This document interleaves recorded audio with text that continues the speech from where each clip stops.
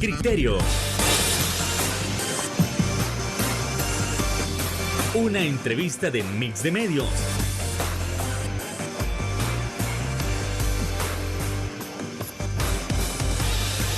Que aborda frontalmente los problemas de El Salvador con los verdaderos protagonistas y plantea soluciones.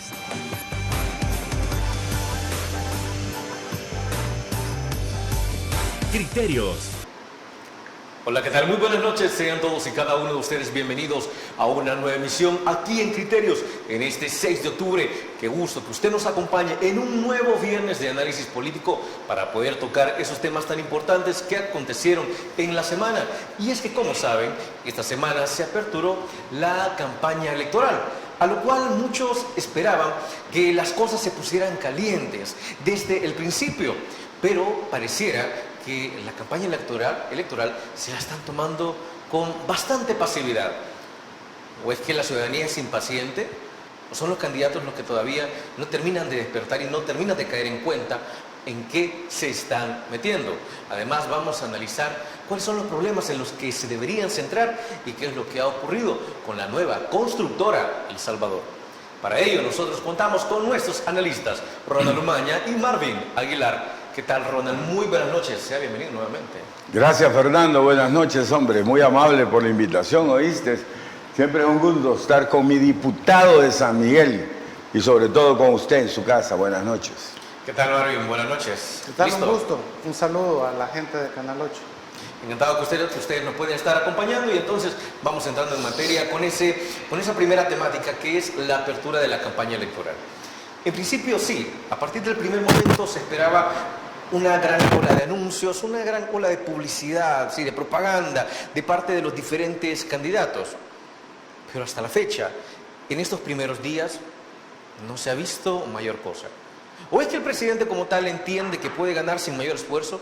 ¿O es que los candidatos no quieren, los candidatos de oposición no quieren poner de su parte? Ronald Umaña, por favor, aclárame el asunto. Fíjate que tenés razón, ¿verdad? Estamos ante la campaña más árida que yo he visto en mi vida, ¿verdad? La más árida. Bueno, ni siquiera las de la dictadura y los militares eran como esta. PCN armaba un fiestón el día que arrancaba la campaña, ¿verdad? Después de eso, yo me acuerdo... Fíjese que Ajá.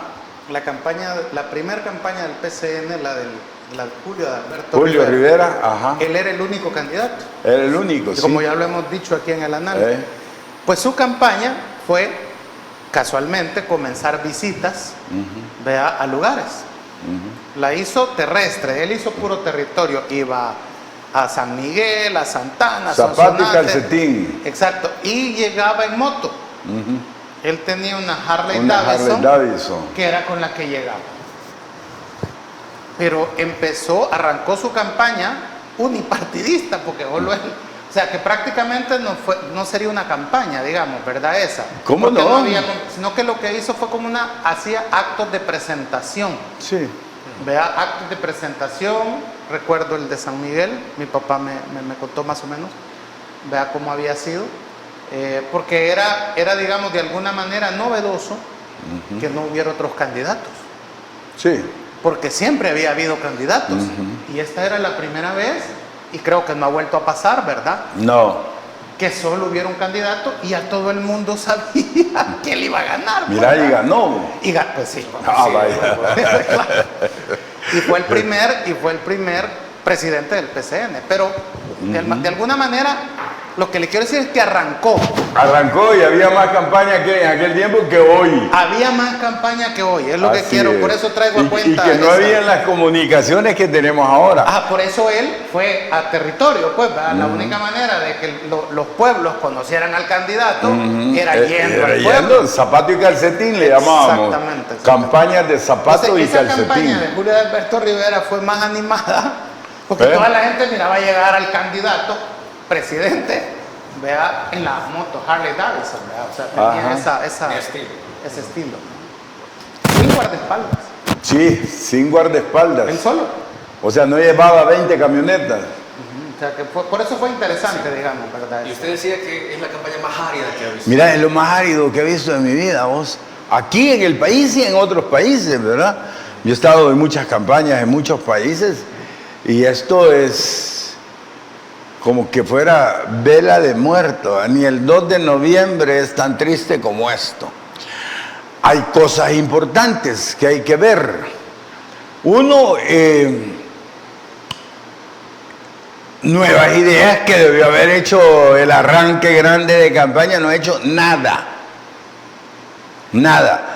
Porque aquí empiezan las contradicciones de todo. A ver, ¿por qué? Bueno, porque el candidato presidencial, se supone de Nuevas Ideas, va a ser Nayib Bukele. Pero Nayib Bukele todavía es presidente de la República. Y como presidente no puede andar haciendo campaña. No debe andar haciendo campaña. Es ilegal. Es ilegal. Entonces va a tener que estar callado, no va a poder hacer nada. Entonces eso le quita fuerza a Nuevas Ideas, porque a Nuevas Ideas nadie lo quiere ver. No tiene cómo hacer campaña Nuevas Ideas.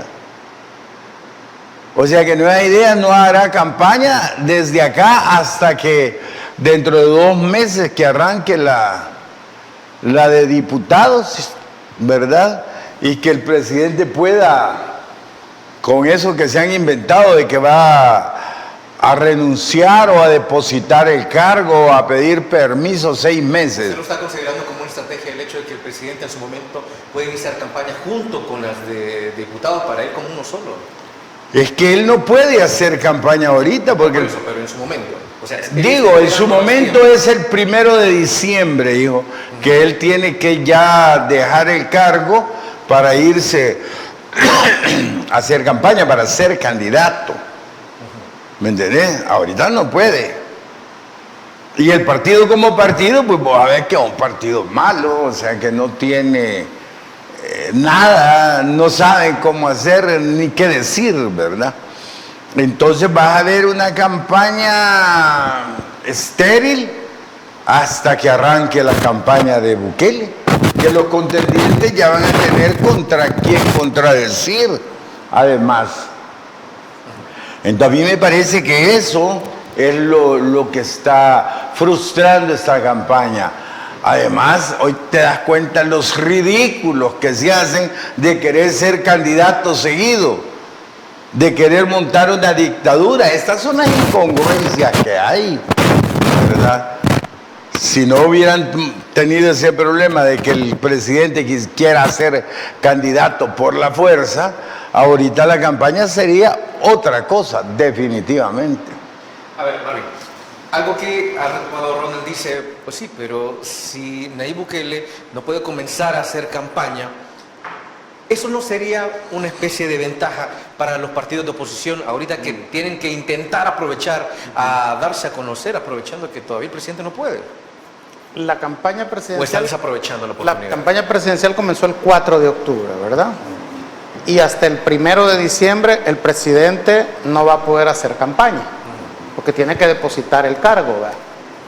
Entonces estamos hablando de casi 2 meses. Casi 2 meses, por 3 días. ¿No? En que la oposición podría estar haciendo campaña. Digamos, ¿cómo sería esto? Han salido con ventaja.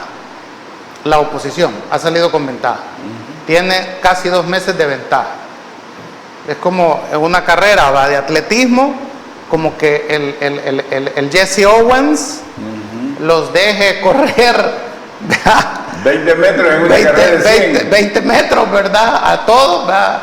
Y va a resultar que Jesse Owens los va a alcanzar y les va a repasar y va a ganar, ¿verdad? Pareciera ser que así va a ser. Entonces, quizás aquí habría que preguntarse por qué la oposición. Es más, la oposición está recibiendo golpes ahorita. Esta misma semana el Tribunal Supremo Electoral rechazó la candidatura presidencial del partido PAIS. Todas las candidaturas. Todas. Eso quiere decir que PAIS no va a poder participar, ¿verdad?, en las elecciones de este año. Políticamente no existe ahorita. ¿Cómo no? Ellos como partido político sí, y no desaparecen. Pero que viene, digo yo. Y no desaparecen. Ellos van a poder participar hasta que arreglen su situación interna para las elecciones del 2027. ¿Verdad? Eso es lo que parece ser que ya se definió con la intervención del Tribunal Supremo Electoral al rechazar la inscripción de la candidatura presidencial de Páez. Vale. Entonces, los otros partidos que quedan son Fuerza Solidaria, Arena, Nuestro Tiempo, FMLN, ¿va? Entonces el único que está haciendo campaña en estos momentos es el FMLN. El Chino Flores sí arrancó la campaña en la estación del Citram del Parque Infantil, entendería yo. Correcto. ¿Verdad? Ahí él fue el único que arrancó campaña. Y sigue siendo el único candidato inscrito. Realmente, sigue siendo el único. No le han aceptado la inscripción, le faltan unos papeles. Le faltan unos papeles. O sea que no hay ninguno inscrito. No hay ninguno. Bueno, entonces, pero él ya inició campaña. Ya inició. Estamos en una campaña en el aire, entonces. Entonces, lo que estamos, siento yo, me voy a poner literario para no usar palabras altisonantes. Estamos en unas elecciones orwellianas. Tenemos digamos, una situación absurda. Se le llama orwelliano porque el Ministerio de la Paz es el que hace la guerra, ¿verdad? En realidad, en 1984, la obra de George Orwell, generalmente los que hacen las cosas malas tienen nombres buenos, ¿verdad? Así el Ministerio de Educación, ¿verdad? Es el que lava el cerebro a la gente.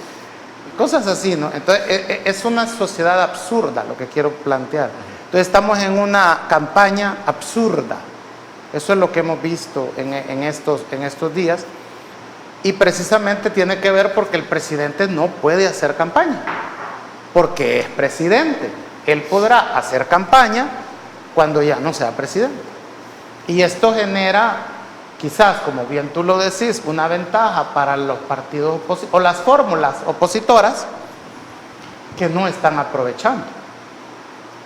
Y nos deja a nosotros, y vuelvo a retomar el ejemplo de Julio de Alberto Rivera, porque incluso esa elección es la que cita la Sala de lo Constitucional en la resolución que habilita al presidente para ser candidato. Ellos citan ese fenómeno que pasó en ese año, y es precisamente que la Constitución prohibía a Julio de Alberto Rivera ser candidato a la presidencia. Lo prohibía. ¿Por qué? Porque había habido un golpe de Estado contra José María Lemus del PRUD, y entonces resultó que el directorio cívico-militar había estado integrado por 5 personas, entre ellos Julio de Alberto Rivera. Entonces, ¿cuál fue el procedimiento que se hizo en aquel momento? Porque Julio de Alberto Rivera era popular, o sea, la gente lo quería. Hasta el partido aquí de mi celebérrimo amigo Ronald Umaña aceptó no llevar candidato presidencial. No es cierto. Y solo participaron en diputados y alcaldes, porque fue la primera. ¿Y por qué no llevaron candidato entonces? En protesta a eso, para protesta. que él se fuera solo y exhibirlo. Si era parte de la dictadura. Pero sí participaron. Era lo que seguía como dictadura. Pero sí participaron en alcaldía y diputados, ¿verdad? Claro. Era la primera vez. Era la primera vez, la primera campaña de la democracia cristiana. Es más, él llegó a ofrecerse a la democracia cristiana para ser candidato. Para ser candidato de la democracia cristiana. Y la democracia cristiana le dijo entonces, que no. Si te fijas, en aquel momento incluso hubo consenso en la oposición de no llevar candidato. Nadie. Pero para exhibirlo. Por supuesto, por supuesto. Ajá. Pero hoy no hay consenso ni para Oye, al revés, oye que no va. Por eso digo que es orwelliano esto, ¿va? Pero lo que te quiero decir es que en aquel momento, para que él pudiera ser candidato a la presidencia único o solventar el escollo constitucional que había dejado la Constitución de Osorio, primero la reformaron. Pero primero reformaron la Constitución. Exacto. Es más, la Constitución del 62 es igual a la del 50, solo cambiaron un artículo. El que prohibía que Julio de Alberto Rivera fuera candidato. Es lo que yo siempre he sostenido en los debates. Yo estoy de acuerdo con la reelección presidencial, incluso que sea continua, incluso que sea como es ahorita, que es, alterna. Pero si usted quiere la reelección inmediata, continua, reformemos la Constitución primero claro, y quédese ahí 20 años. Eso es lo que hizo Julio de Alberto Rivera en esas elecciones y con el impedimento que tenía de no ser candidato. Y la campaña, con él solo, arrancó. Sí. La respuesta a esa acción de la oposición de no dejar candidato para exhibirlo, la respuesta fue hacer una campaña, iniciarla con dignidad y colorida por todo el país. Si ellos no quieren, está bien, pero nosotros le vamos a poner fiesta. Y fue un baile de uno, ¿va? Pero hicieron el baile. Bueno, ahorita no hay baile. Bueno, entonces, vamos a nuestra primera pausa comercial y al regresar vamos a estar analizando sobre en qué se deberían centrar los partidos políticos y principalmente las candidaturas de oposición para resolver los problemas de la nación. Regresamos.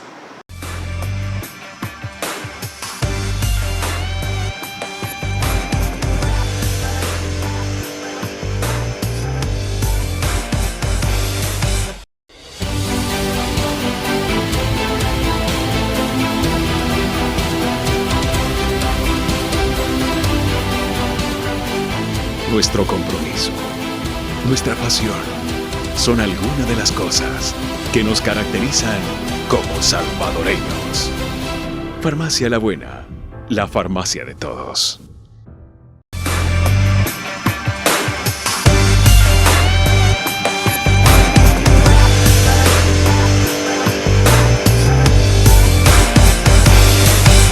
Muchísimas gracias por regresar con nosotros. Y es que vamos a analizar esa parte como tal de en qué se deben centrar las diferentes fórmulas presidenciales sobre los problemas del país. Estamos hablando de una situación de seguridad, de economía, qué errores no deben cometer. Para eso me voy con Ronald Umaña. Fíjate qué interesante, hoy has venido así puntual, Fernando. ¿Qué errores no deben cometer? Eso es importante, miren, para los candidatos. Muchos candidatos con elecciones ya ganadas las pierden porque los errores que ellos cometen, ¿verdad?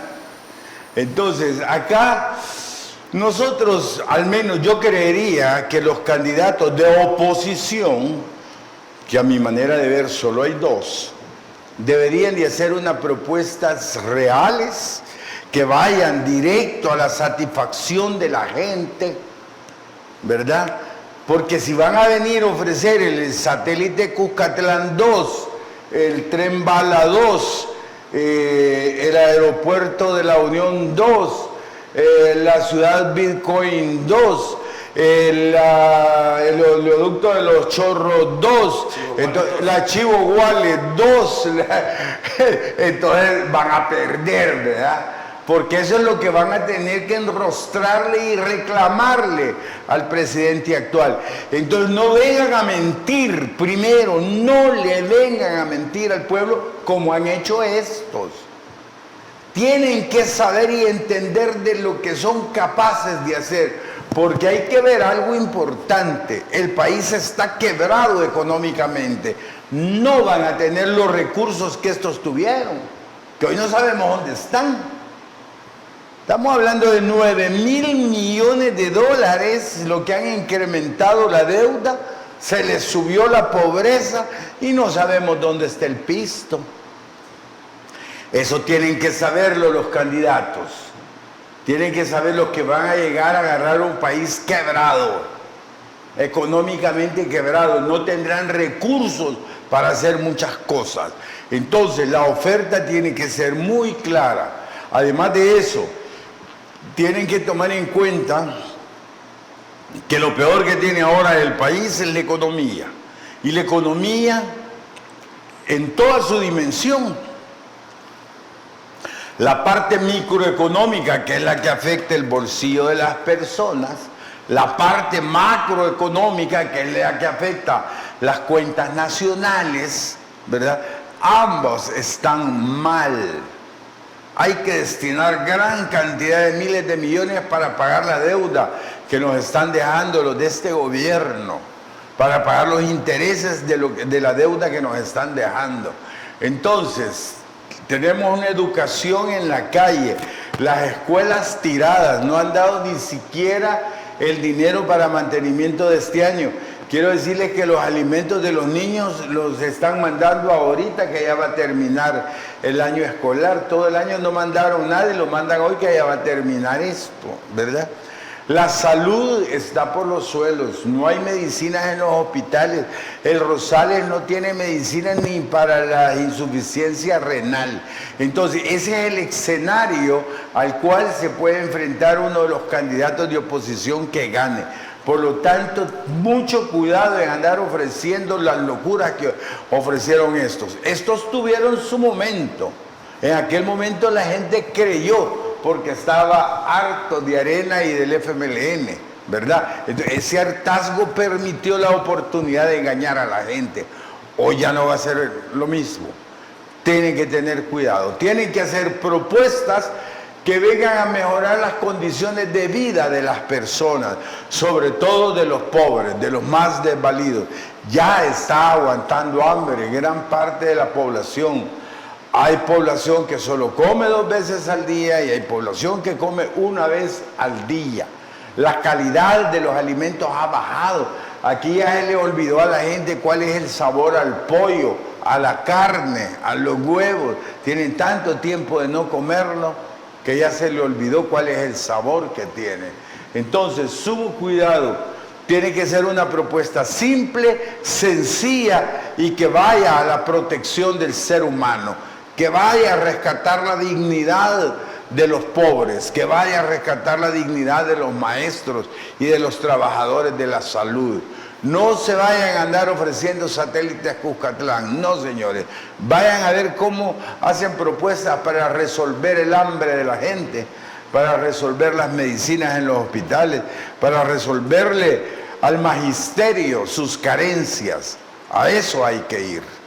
A ver, Marvin, algo que hemos tenido acá en Criterios, o más bien hemos tenido la mayor cantidad de fórmulas presidenciales, o al menos de los candidatos presidenciales, y es que algo que se ha podido notar es que ellos tienen mucha duda o no saben cómo manejar el tema del régimen de excepción y el tema del plan control territorial, porque temen de repente que la gente se les venga encima por ese tema. Es que esta se puede mencionar como una de las debilidades más fuertes que tienen los candidatos, el hecho de no saber cómo manejar el tema de seguridad. Cómodo era hijo de Marco. Cómodo, el emperador Sí, romano. el emperador. Era hijo de Marco Aurelio, gran emperador romano. Y cuando muere Marco Aurelio, él hereda. Es más, fue el último de esa familia. Ahí terminó. Ahí terminó la familia Antonina. El imperio. Porque a Cómodo le pasó lo mismo que le pasa, yo conozco 3 casos aquí, de 3 grandes políticos y que sus hijos solo han heredado el nombre y resultaron ser mediocres. Siempre pasa eso, que el hijo, ¿verdad?, de un gran hombre lleva en sus espaldas el superar a su padre, ¿verdad? Y eso es imposible. Muchas veces. Hasta ahora, pues, son raros los casos. Es más, yo no puedo citarte uno donde el hijo haya superado al padre en el sentido de esa gran dignidad que tuvo. ¿Por qué cuento esto? Porque Cómodo, en la crisis que se le venía, económica, médica, de todo, parecía El Salvador, ¿verdad? Roma en esos días, él fue el que acelera los trabajos del Coliseo Romano. Y monta 100 días de fiesta. O sea, aquí se quejan de que se decretó un asueto nacional de un día para otro. No. Cómodo no anduvo con babosadas. 100 días de asueto. Y de ahí surge el famoso refrán que usted lo sabe, ¿va? Pan y circo. Pan y circo, ¿va? Porque 100 días que no ibas a estar trabajando porque estabas en asueto. Pero no le iba a dejar morir de hambre tampoco. No, entonces repartían pan en los repartían enteros, pan. los tiraban en carretas y los repartían. Y claro, y el evento era pan y circo, por eso. Y eso, estimado Ronald, sigue funcionando todavía. Eso ha funcionado toda la vida. ¿Verdad? Entonces, yo estaba escuchándole a usted citar y enumerar los problemas que tiene el país, a los que estamos totalmente de acuerdo en este set, que deben de centrarse todos los candidatos, incluso el presidente actual. Pero ¿y si yo le ofrezco al pueblo como candidato que Centroamérica va a ser la sede del próximo Mundial de Fútbol? 5 sedes, porque se necesitan 5 sedes, y tenemos 5 países, Costa Rica, Nicaragua, Honduras, El Salvador y Guatemala, tenemos las 5 sedes. Sí. Cada capital va a ser una sede para el Mundial de Fútbol. Y así como lo está organizando Canadá, Estados Unidos y México, o allá Paraguay, Uruguay y la Argentina, creo. Y ¿va? Brasil. Junto con España, ¿Verdad? Portugal y Marruecos. Ya se animaron, ya me siguieron el hilo, ¿verdad? Me dieron nombre. Entonces, y Centroamérica podría ser la sede del próximo mundial, el que 2030, ¿verdad? Esto es Sudamérica. Pues 2034 o 38, no importa. La cosa es que podemos ser la sede del mundial. O sea que vos así harías tu campaña, con pan y circo. Es que en resolver ese montón de problemas que usted me dijo se me puede caer el pelo. Pero haciendo un mundial. A vos no se te cae el pelo. Y jamás tendré canas tampoco, como usted. Entonces, y entonces mejor el mundial. Si hasta ustedes aquí ahorita se han... Ahora, ¿y se ve factible o no se ve factible? No. Reunir los 5 países, que no solo es El Salvador, hombre. Es que usted no piensa fuera de la caja, ¿verdad? Como es de la vieja escuela. O sea, usted cree que porque somos chiquitos no podemos ser grandes y hacer cosas espectaculares, ¿verdad? Parecer Nayib Bukele, vos, hombre. Eso funciona. Desafortunadamente eso funciona. Un mundial de fútbol sería novedoso, digamos, ¿verdad? Novedoso. En Centroamérica. Y ya vemos que si lo pueden hacer 3 países, 4 países, lo podemos hacer 5 países. Puedes incluir a República Dominicana si también, entonces, porque solo lo que necesitaríamos es un estadio. Por lugar. El de China. Si ya lo tenemos, no nos va a costar nada. Te le heredó el FMLN. Pues no importa, pero ya lo tenemos. Ajá. ¿A qué quiere llegar con eso, Omar? De que pareciera ser que en el país, por lo que hemos visto, el tema de la tecnología que se le ha apostado en este periodo, por ejemplo, 450 millones con el tema del Bitcoin, 500 millones con el tema Google, 150 millones con los Juegos Deportivos Centroamericanos, 30 millones que parece ser va a costar toda la inversión de Miss Universo. Y si sumas, ahí estamos hablando de 1.100 millones. ¿Ah? Bien. Pero es una apuesta a la tecnología. No, pero eso pudo haberse dedicado a la agricultura. Ah, claro. Y si eso hubiera comenzado en el 2019 y aprovechando la pandemia, se hubiera intensificado para que la comida la produjéramos aquí, teniendo en cuenta que las cadenas de suministro se cortaron en el mundo y eso eleva los precios. Estamos a punto de que Rusia y los árabes reduzcan la producción petrolera y eso solo significa que la gasolina va a subir más, que China va a reclamar Taiwán y que eso va a generar otro conflicto y China es la fábrica del mundo. Entonces aquí estamos claros que las cosas no se van a poner baratas. Aquí lo que tenemos claro, políticos con visión, es que esto va a estar más complicado. Entonces nosotros debemos de preparar ¿qué? La comida. Y aquí entra, yo a veces me decepciono porque los políticos usan el nombre de Dios en vano, Ronald, como que si Dios los necesitara a ellos. Pero no practican los textos sagrados. Hay 7 años de vacas gordas y 7 años de vacas flacas. El problema de los políticos nuestros es que jamás se prepararon para las vacas flacas. Ellos sí, porque cuando ves el robo que ha habido en este país, ellos en la época de vacas flacas, ellos van a estar comiendo aceite de oliva y vinagre de manzana. extra virgen el aceite de oliva, por favor. Pero el pueblo no. Entonces el punto es que ese dinero, 1.100 millones, invertido en la reactivación del aparato productivo agrícola, estaría a estas alturas teniendo comida más barata. Claro. Pero no importa eso. Y Ni lo entienden. Y tristemente, no, los políticos sí. Nah. Y tristemente tampoco el pueblo. El pueblo lo comienza a entender, está aguantando hambre, sabe de que no hay comida. Porque yo le apuesto que entre reactivar la agricultura y gastarnos 1.100 millones en la agricultura y organizar el Mundial de Fútbol en Centroamérica, la gente te va a pedir el Mundial de Fútbol. es correcto. Bueno, vámonos a nuestra siguiente pausa comercial. Regresamos con Criterios.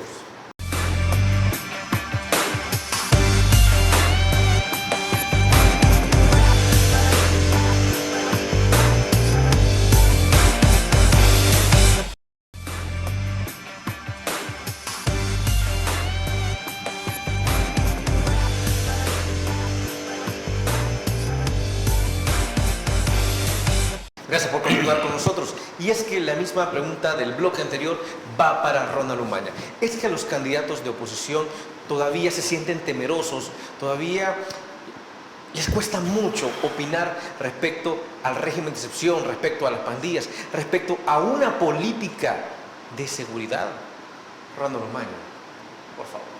Fíjate que ese es el único bien de Bukele, ¿verdad? Es lo único a favor de él, es la seguridad. Pero eso entre comillas, ¿qué debería de hacer un candidato para hablar de ese tema? Hablar claro, hombre. Hablar claro. ¿Por qué les tiembla tanto la boca a los de oposición? Porque no tienen claridad, primero. Segundo, como los dos candidatos de oposición no han vivido acá, sino que son de la diáspora, ¿verdad? El que más ha vivido acá es Joel Sánchez, pero deberían de hablar claro.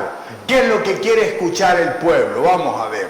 Y eso es lo que deberían de pensar para saber responder. Lo que el pueblo quiere escuchar es que ningún pandillero va a salir libre. Gane quien gane. Eso es lo primero. Y eso tienen que Creo decir. que la única candidata que ha mencionado eso, creo que es la candidata vicepresidencial de Arena, si no me equivoco. Sí, No, yo sí. escuché a la señora Ircia contestar muy bien. Es la que mejor ha respondido eso. Pero es que eso es lo que quiere escuchar la gente. Y es que además hay algo. Nadie tiene el poder de sacar un criminal libre. Bueno, perdón, este Marroquín sí, se llevó al Croc para Guatemala. Está condenado a 40 y pico de años. Pasa, ¿Cómo? pasa. Se puede sacar un criminal libre, o sea, sin necesidad del juez. Ajá, pues por eso te digo. Entonces, aquí nadie tiene el poder ese, pues, si esa es una cuestión judicial. Entonces, lo que tienen que decir, señores candidatos, es ningún delincuente saldrá libre a la calle, pero los inocentes sí, porque esa es la parte oscura y negra de este sistema de seguridad que ha montado Bukele. Los 20,000 inocentes en la cárcel. Esa es violación de derechos humanos. Corríjanme, hay un juez que ordenó a la Fiscalía investigar las cárceles, ¿verdad? El sistema penitenciario.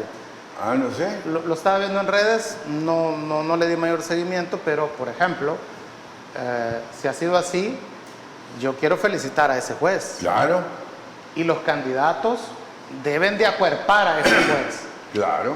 Porque si hay una resolución donde un juez le dice a la Fiscalía que tiene que ir a investigar las cárceles, Claro.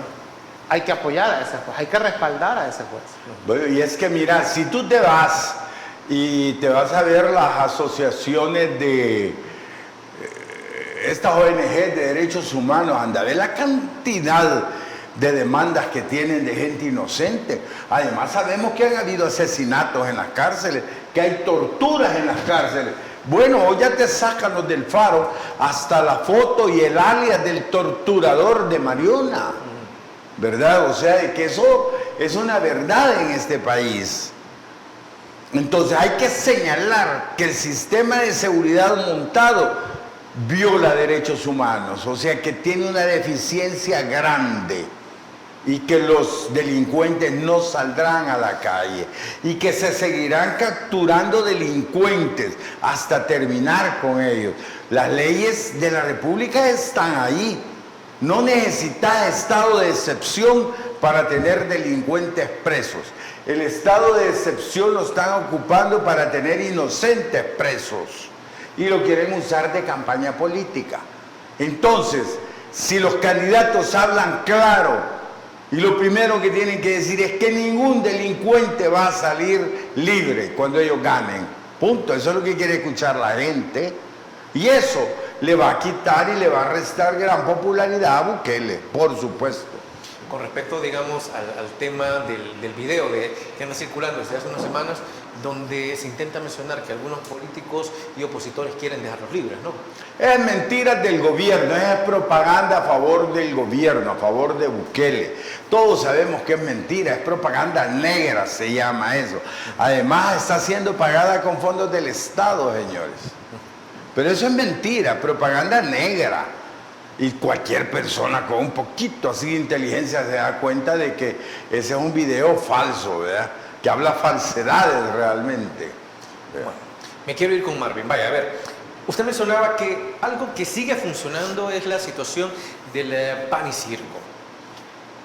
Pero con esto me quiero enfocar en cómo debe ser el discurso tanto de los diversos candidatos presidenciales. Es decir, un discurso racional o un discurso emocional apelando a los sentimientos para intentar convencer el corazón de la gente y no apelando meramente a los argumentos para intentar resolver los problemas. Es que, vamos a ver, lo que sucede es que ya tenés el neuromarketing y tenés la neuropolítica. Y ahí ya te dan los parámetros como debe de hacerse, ya está la fórmula de cómo debe de hacer una campaña. La gente vota por 4 cosas: vota con el corazón, con el estómago, con el hígado y con el cerebro. Entonces, solo el 15% vota con el cerebro, ¿verdad? Pero el 85% restante vota por el estómago. ¿Qué significa eso?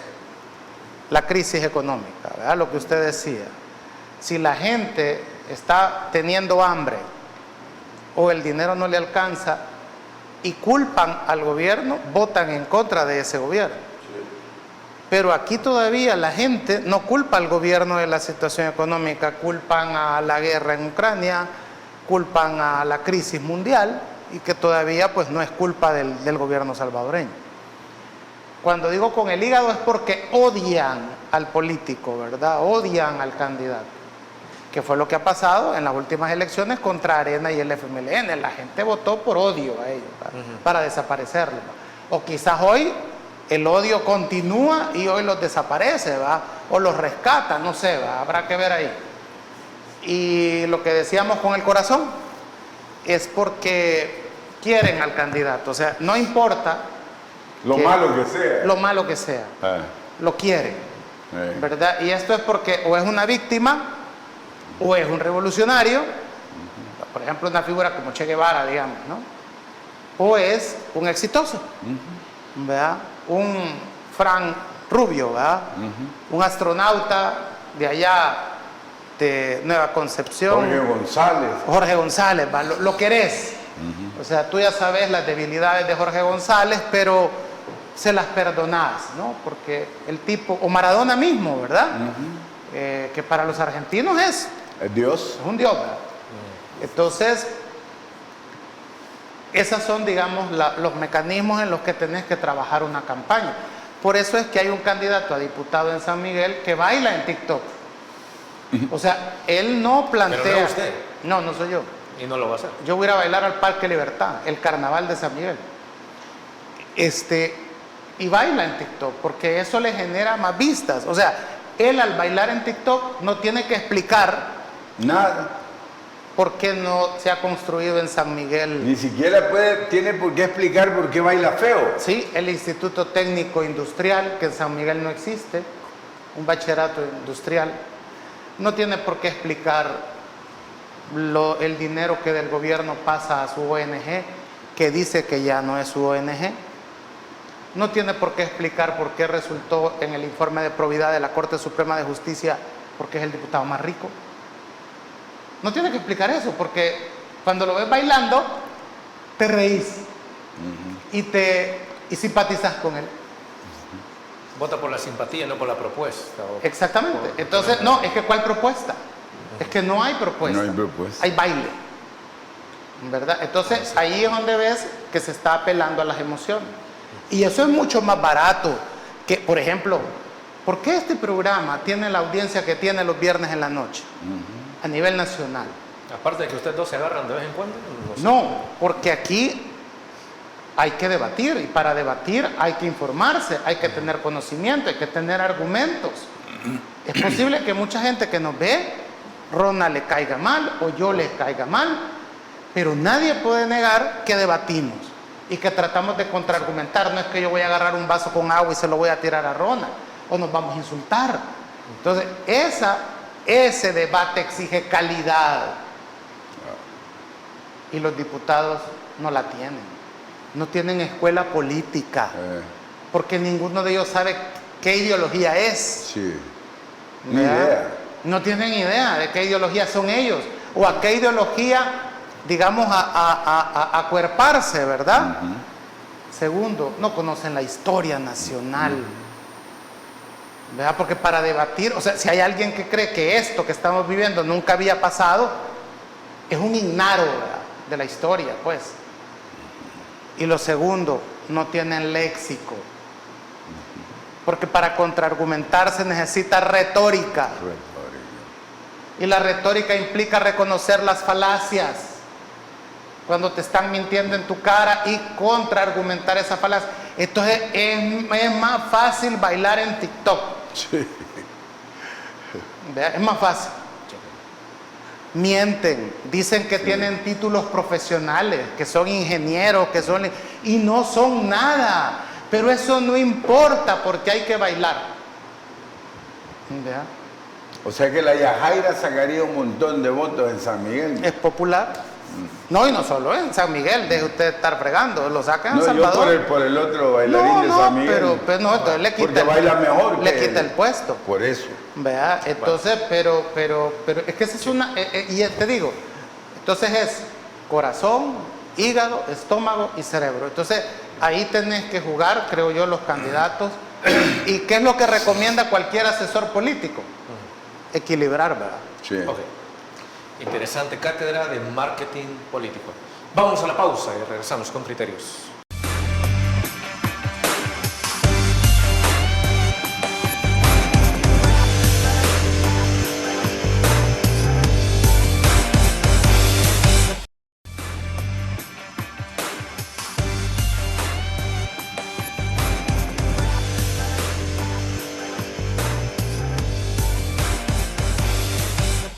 Y es que otro de los puntos a tocar en este programa es que en la semana se ha hablado muchísimo de lo que es la constructora El Salvador, que mucha gente se pregunta, mire, ¿cómo es que nace? ¿De quién es la idea? ¿Es una sociedad anónima de capital variable? ¿Esto es legal? Bueno, continuemos con nuestros analistas. Ronald Umaña, por favor, ¿de dónde sale la constructora? Más bien te voy a decir de dónde sale la idea de hacer esas movidas de sociedades anónimas en el gobierno para no ser investigados por la Corte de Cuentas. Porque en el fondo eso es, ¿verdad? Allí van a hacer miles de movidas, perdón, para que no lo investigue la Corte de Cuentas. Eso es todo. ¿De dónde sale la idea? De un señor que se llama Guillermo Solvang. Él lo hizo en la CEL, un dirigente de Arena. Él agarró la CEL y le hizo sociedades anónimas. ¿Otro dirigente de Arena metido ahí? Sí, él lo hizo. Ahí te hicieron, ¿qué? Etesal y la Geo. La Geo, Enel, la perforadora Santa Bárbara. Te hicieron varias sociedades anónimas con el fin de que la Corte de Cuentas no entre. Lo mismo están haciendo estos, ¿verdad? Entonces agarran, ¿qué? 14 millones, imagínate. 14 millones del Estado, de dinero del Estado, lo trasladan a una sociedad anónima para manejarlo desde allí. Lo va a manejar la sociedad anónima. Si tú sos gerente de esa sociedad, te pueden pagar $40,000 tranquilos y no va a haber ningún problema, porque la Corte de Cuentas no puede ir a investigar tu contrato. Si Marvin es diputado de Nueva Idea y tiene una empresa constructora, a él le van a comprar. Si hay un diputado que vende aires acondicionados, a él le van a comprar. Directo. No necesitan nada, porque es una sociedad anónima. Solo que con dinero del pueblo. Ahora, van a distorsionar el mercado además, porque ¿y las otras constructoras cómo van a hacer para competir con ellos? No van a poder. Solo imagínate quién podrá tener $12 millones en equipos, en maquinaria de las otras empresas. Es difícil, ¿verdad? Entonces van a aplastar a las otras constructoras. O sea, distorsionan el mercado. Por eso yo siempre digo, este gobierno no sabe para allá dónde en San va. Miguel, en la zona norte, hay un alcalde del PDC que tiene esa capacidad de tener una constructora grande. Ah, pues hoy va a perder las licitaciones con esta constructora. No las gana. Ya hizo las casetas del Chivo Wallet. Ah, bueno, ya hicieron. Bueno, pues sí, pero habrá, o sea, esto se hace para hacer movidas, definitivamente. Porque, ¿y qué? ¿Le van a vender a Ladón ahora servicios? Sí, es una hija de Ladón. Así es, una hija de Ladón. Ladón va a sacar a licitación una carretera y la van a ganar ellos. No necesariamente puede sacar licitación. No, Puede designar. puede hacerlo de dedo, ¿me entendés? Entonces, esto está distorsionando el Estado, distorsionando el mercado. Hay una cosa, lo que dice don Ronald es cierto, pero vamos a ponerlo en el contexto, aprovechando su planteamiento de dónde se origina eso. Esto es un invento de una administración arenera, que ahí está. Y lo que está haciendo este gobierno es usando ese mismo recurso que usaron esos funcionarios de Arena para usarlo. Es que no solamente está así esta empresa, la constructora, así está Diario El Salvador, ¿verdad? Así hicieron la Chivo Wallet. La empresa Chivo Wallet también. Entonces, y hoy esta constructora. Yo quisiera que leyéramos el artículo 12, que será, digamos, es como mi análisis de esto, porque ya se hizo en el pasado y el gobierno tuvo que ir a un juicio con la italiana Enel para al final quedarse con la empresa, para evitar que la empresa terminara quedándose con la... Es que la Enel ya estaba siendo mayoritaria. Por el contrato que se había hecho bien leonino a favor de los italianos. Correcto, hecho por Sol Bank en Arena. Por don Billy Sol, ¿verdad? A favor de prácticamente de la italiana, ¿va? De la Enel. Entonces el gobierno tuvo que ir a un juicio internacional y pagar más de 100 millones para quedarse con eso, para evitar violar la ley, ¿verdad? Que esa empresa violara la ley. Creo yo que por eso hoy esta constructora y casi la mayoría, la socia mayoritaria es Ladón. Ahora bien, yo quisiera que leyéramos el artículo 233 de la Constitución para que no pase con esta empresa lo que le pasó al ministro de Obras Públicas, Gerson Martínez, con el Citran. Al ministro de Obras Públicas, Gerson Martínez, se le dijo, el Citran tiene que pasar por la Asamblea Legislativa porque le está concesionando la calle que es propiedad pública a una empresa privada. Y él dijo, pues por mis pistolas lo hago y me vale chonga. Hoy anda huyendo. Y finalmente se invirtió casi 50 millones en el Citran, que ahí están tirados, y que es un préstamo, y que tenemos que pagar nosotros. Estamos pagando. A ver, ¿qué dice el artículo 233? Entonces, el artículo 233 de la Constitución dice, los bienes raíces de la hacienda pública y los de uso público, ¿verdad? Y los de uso público solo podrán donarse, que en este caso pueden ser bienes muebles también, ¿verdad? O sea, quiere decir bienes inmuebles o muebles, ¿verdad? O darse. Y los de uso público solo podrán donarse o darse en usufructo, comodato o arrendamiento con autorización del órgano legislativo. Hasta ahí está correcto, ¿verdad? Lo que han hecho con la constructora. Ha pasado por la Asamblea Legislativa. Pero aquí viene lo otro, a entidades de utilidad general. El problema es que en el caso de la constructora El Salvador, si bien Ladón es la mayoritaria, No sé si andará por el 51 No han dicho. o el 60%, pero es la mayoritaria.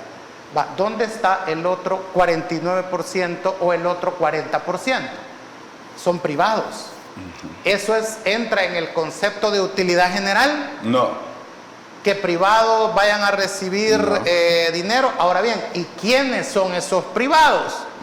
Entonces, mi consejo es que para que no les pase lo del Citram y que no vuelva a pasar lo de Don Billy Sol con la italiana Enel, que se tuvo que ir a un juicio para recuperar la GEO y todo eso, es que vayan a la sala de lo constitucional y que sean con un recurso que se presente determine si no se está violando el 233 de la Constitución al crear la constructora. Los fondos, que el traslado. Por eso, entonces, porque el 233 lo prohíbe.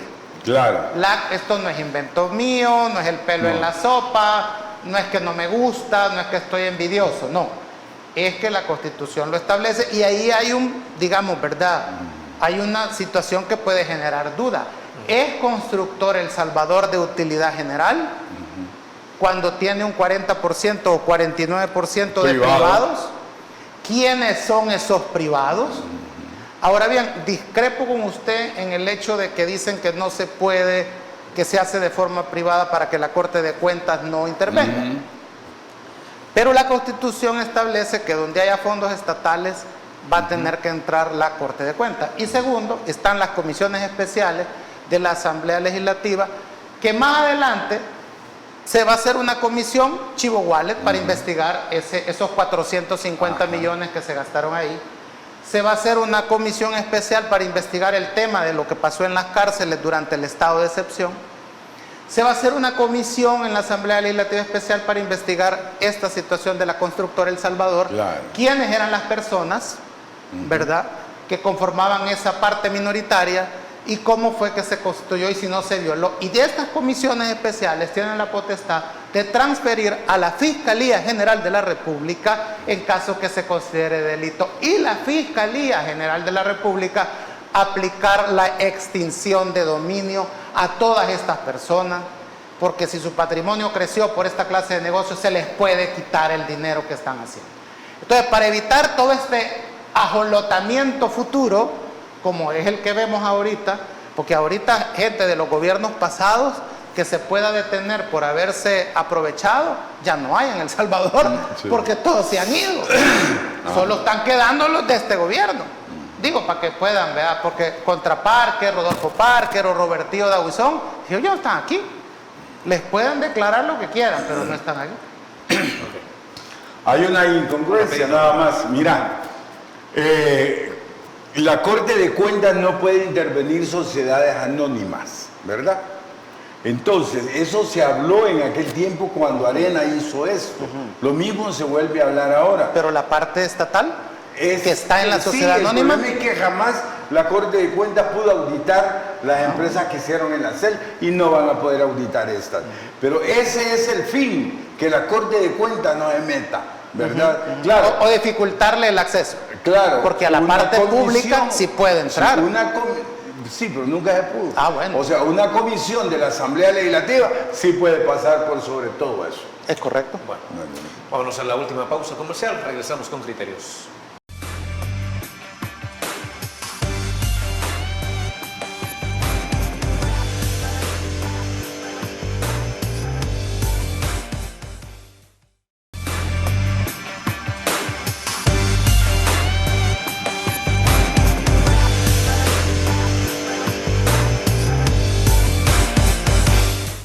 Se nos ha terminado el tiempo, pero no nos vamos sin antes agradecerles a nuestros invitados. Fernando Lumaña, encantado. Gracias, Fernando, por la invitación. Ha sido un gusto estar aquí con mi diputado de San Miguel y por sobre todo con usted en su casa. Buenas noches. Marvin Aguilar, encantado también. Un gusto. A usted lo de las tantas comisiones que le gusta, que hay que formar tantas comisiones. Un gusto estar con la audiencia de Canal 8. Bueno, aquí los esperamos el próximo viernes. Amigos y amigas televidentes, gracias por habernos sintonizado una vez más. Recuerden que el criterio más importante lo tiene usted. Que descansen. Feliz fin de semana. Criterios. Una entrevista de Mix de Medios.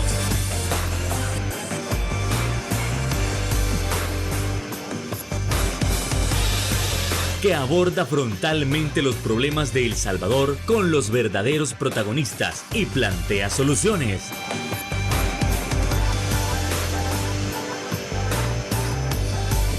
Criterios.